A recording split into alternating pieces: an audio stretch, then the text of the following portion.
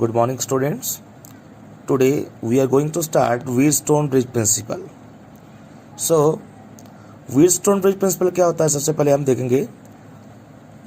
It consists of 4 resistors in the form of a bridge. It is used to measure one unknown resistor in terms of 3 known resistor. इसका 4 resistors use करते हैं like this. These are the 4 resistors. Resistor P, resistor Q, resistor R, resistor S, and out of 4 resistors, one resistor is unknown and the other 3 resistors are known. So it consists of 4 resistors PQRS are arranged in the form of a bridge. तो bridge की form में बनाना है हमने. A source of EMF is connected between the 2 points A and C. तो source of EMF A and C are the 2 points. So source of EMF means आपने battery को connect करना है यहाँ पे between these 2 points A and C. Next, out of 4 register, 1 is unknown, 1 is variable and other 2 are standard. 1 is unknown, 1 is variable and other 2 are standard. 2 standard register होंगी जिनकी value fix होगी. एक आपके पास variable होगा, एक आपके पास unknown register होगा, इसकी वैल्यू हमने कैलकुलेट करनी है. तो उसका प्रिंसिपल क्या है? बेसिकली इसमें कहते हैं कि when key is closed then the galvanometer shows the presence of current Ig through it. जैसे की को क्लोज करेंगे तो उसमें से जो करंट है, यहाँ पे की यूज करते हैं, इसमें से जो करंट है वो Ig करंट फ्लो करेगा गैल्वेनोमीटर में से. This is the galvanometer. The value of resistor is adjusted in such a way that the galvanometer shows no deflection. अब हमने वेरिएबल रजिस्टर से जो वैल्यू है उसकी इस तरह से एडजस्ट करनी है कि गैल्वेनोमीटर जो है वो 0 डिफ्लेक्शन शो करे, मीन्स नो डिफ्लेक्शन. इसकी रीडिंग जो है वो 0 शो करेगी. Okay, so at this stage the potential at point A and B is equal. दोनों पॉइंट्स के बीच पोटेंशियल जो है ए और बी के बीच में इक्वल हो जाएगा and hence no current flows to the galvanometer. At this stage P upon Q is equal to R upon S. जो गैल्वेनोमीटर का जो बेसिक प्रिंसिपल आता है वो ये आता है P upon Q is equal to R upon S. तो इट मीन्स प्रिंसिपल क्या बनेगा इसका? When P upon Q is equal to R upon S, then bridge is balanced. और ब्रिज बैलेंस कब होता है? When galvanometer shows no deflection या galvanometer shows null deflection या zero deflection. अगर zero deflection शो करे, null deflection शो करे तो उसको बोलते हैं कि ब्रिज जो है बैलेंस है. अब इसमें करेंगे, वर्किंग करते हैं इसमें. When key K is closed, then the current flowing through the different arms of the Wheatstone bridge are marked according to the Kirchhoff's law.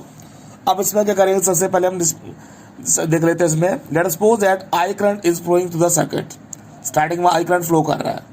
अब जब आई करंट फ्लो यहाँ से कर रहा है तो उसमें आपके पास बनेगा, यहाँ पर आपके पास 2 पाथ्स आ गए. एक पाथ आ गया ए टू बी, एक पाथ आ गया ए टू डी.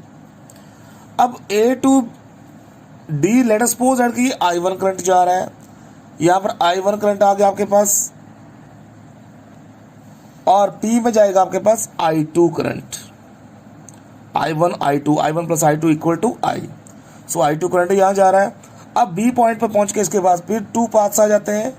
एक पाथ आएगा यहाँ पे जो करंट जाएगा, this is Ig current, galvanometer current बोलेंगे इसे. तो यहाँ पे जो लेफ्ट करंट बचेगा वो आएगा आपके पास I2 माइनस Ig. ये बच गया आपके पास I2 माइनस Ig. अब यहाँ पर करंट Ig आ रहा है, यहाँ से करंट I1 आ रहा है, तो दोनों करंट को कंबाइन करेंगे, यहाँ पे बनेगा I1 प्लस Ig. ये दोनों करंट I1 और Ig कंबाइन करके I1 प्लस Ig बनाएगा. तो दोनों अब यहाँ पे C पॉइंट पर आ जाते हैं. यहाँ पर आएगा I2 plus I1 minus Ig plus Ig. So Ig will cancel out each other. यहाँ बनेगा I1 प्लस I2. सो I1 प्लस I2 किसके इक्वल है? अगेन ये I बन जाएगा. ओके, सो इससे अब हम किरचॉफ्स लॉ यूज करेंगे in a closed loop ABDA. तो उसमें अप्लाई करते हैं in a closed loop ABDA. Order देखना बेटा, किसमें ले रहे हैं हम? ऑर्डर ले रहे हैं ABDA. ऑर्डर चेंज नहीं करना है. अब इसमें आएगा, यहाँ पे करंट जा रहा है I2 इंटू रेजिस्टेंस, तो ये आएगा आपके पास I2 इंटू P. करंट की डायरेक्शन सेम है.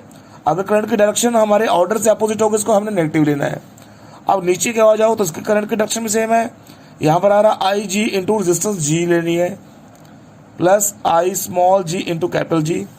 कैपिटल जी आ गया गैल्वेनोमीटर, गैल्वेनोमीटर की रेजिस्टेंस कैपिटल जी लेनी है। अब डी टू ए जाना हमने, D to A, but current की डायरेक्शन हमारे पास आ रही है A to D, arrow show कर रहा है करंट की डायरेक्शन ए टू डी, तो उसको लिखेंगे minus I one into R is equal to 0। Okay, so this is the equation number 1।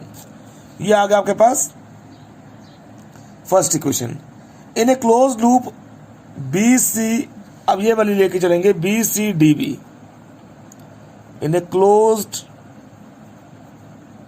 Loop B C D B, B C D B. अब B C D B ये order देखना आपने। अब B C D B में order देखेंगे, यहाँ पे आएगा करंट आ रहा है इस ऑर्डर में I two minus I G into resistance, इसकी रेजिस्टेंस है क्यू। अब इसके अपोजिट ऑर्डर में जाना है, B C D B, current का डायरेक्शन ये अपोजिट है, उसको माइनस में लिखेंगे, I plus I one plus I G into S resistance आएगी, और इसके अपोजिट जा रहे हैं फिर, तो उसको भी माइनस में लिखेंगे, I G into G is equal to 0। तो मैंने ऑर्डर लिया था बी सी डी बी, पर करंट की डायरेक्शन, इस करंट की डायरेक्शन सेम है। इस बात में आते हैं सी टू बी जाना है, हम सी टू डी जाना है, बट करंट जा रहा है डी टू सी, तो उसको नेगेटिव लेना है। फिर डी टू बी जाना है, बट करंट की डायरेक्शन जा रही है बी टू डी, तो उसको भी हमने नेगेटिव लेना है। So this is the equation number 2। Now when bridge is balanced, when bridge is balanced, अगर ब्रिज बैलेंस होगा तो क्या होता है, इसमें होता है then I G is equal to 0। मैंने आपको कंडीशन बताई थी कि गैल्वेनोमीटर करंट 0 होगा, then bridge will be balanced. So put in equation number 1। मेरे पास फर्स्ट इक्वेशन बनेगा, यहाँ पर आ जाओ, ये बनेगा I two P plus 0 minus I one R is equal to 0। So ये बनेगा I two P is equal to I one R. This is the equation number 3rd। Now equation number 2 becomes, equation number 2 हम put करेंगे I two minus 0 into Q minus I one plus 0 into S minus 0 is equal to 0। So ये बनेगा I two Q minus I one S is equal to 0। तो यहाँ पर आ जाएगा आपके पास I two Q is equal to I one S. This is the 4th equation. Divide equation 3/4। So we get I2P upon I2Q is equal to I1R upon I1S। अब इसमें I1 से I1 कैंसिल हो जाएगा, I2 से I2 cancel हो जाएगा, P over Q is equal to R over S। So this is the required expression, हमने यही फाइंड आउट करना था। ये कंडीशन आ गई ब्रिज बैलेंस करने की, P upon Q is equal to R upon S। Okay जी। Our next topic is how is the principle of Wheatstone bridge used in the meter bridge in determining the value of unknown resistance। अब हमने इसका principal use करना है Wheatstone bridge का metre bridge में। सो metre bridge इस तरह से डायग्राम आती है, मीटर ब्रिज आपके प्रैक्टिकल भी आता है ये। सो प्रैक्टिकल में भी ऐसे करते हैं। अब इसमें देखते हैं क्या क्या होता है। सबसे पहले it consist of a manganin और कॉन्स्टेंटन वायर। मैंगनीन और कॉन्स्टेंटन वायर यहाँ पे यूज करते हैं। This wire is made up of manganin और कॉन्स्टेंटन ऑफ लेंथ 1 मीटर। इसकी लेंथ 1 मीटर होती है, so that's why it is known as metre bridge. And uniform area of cross section. अब 1 metre की वायर लेते हैं, uniform area of cross section होता है। It is stretched between the 2 copper strips. A और B के बीच में इसको स्ट्रेच करके हमने उस वायर को लगाते हैं। A metre scale is also fitted on the wooden board parallel to the length of the wire. अब इसके पैरेलल हमने एक मीटर स्केल लगाई होती है। Okay, parallel to this wire there is another gap, copper gap, जहां पे देखो एक और कॉपर स्ट्रिप्स, ये कॉपर स्ट्रिप यूज कर रहे हैं, यहाँ पे कॉपर स्ट्रिप यूज कर रहे हैं। This is a copper strip. So there are 2 gaps between these 2 copper strips. So across one gap there is a one known resistance is used, and across second gap an unknown resistance that is S is used। यहाँ पे एक known resistance लगाएंगे जहाँ resistance box जिसकी value हमें पता है, और ऐसे रेजिस्टेंस जो है जिसकी वैल्यू हमें नहीं पता है वो यूज करेंगे।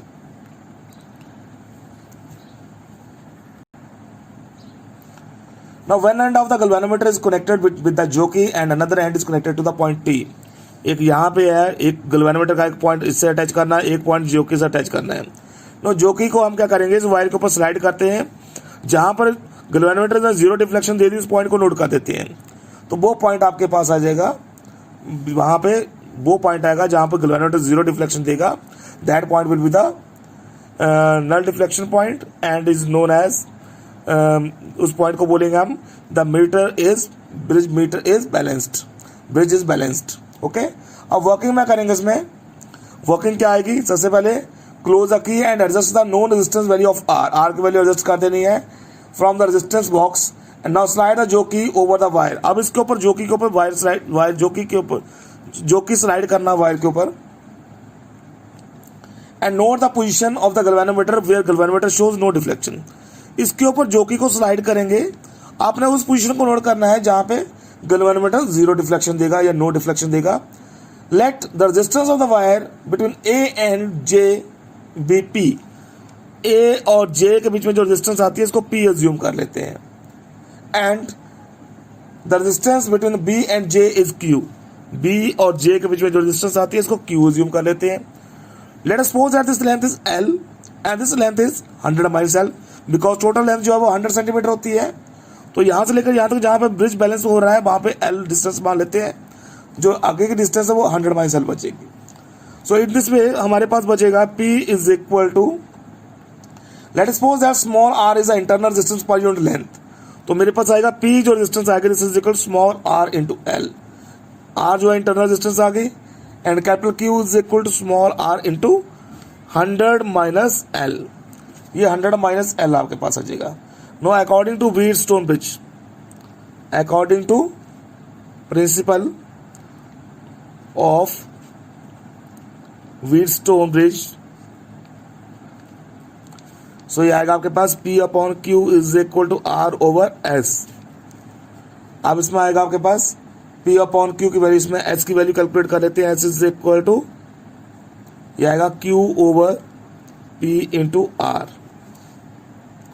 अब इसमें वैल्यूज पुट करेंगे, कितनी आएगी, Q की वैल्यू आपके पास थी R into 100 minus L over P की वैल्यू थी R into L into non resistance R।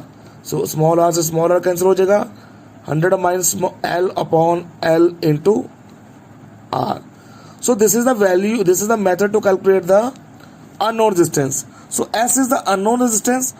The formula is 100 minus L upon small r into capital R.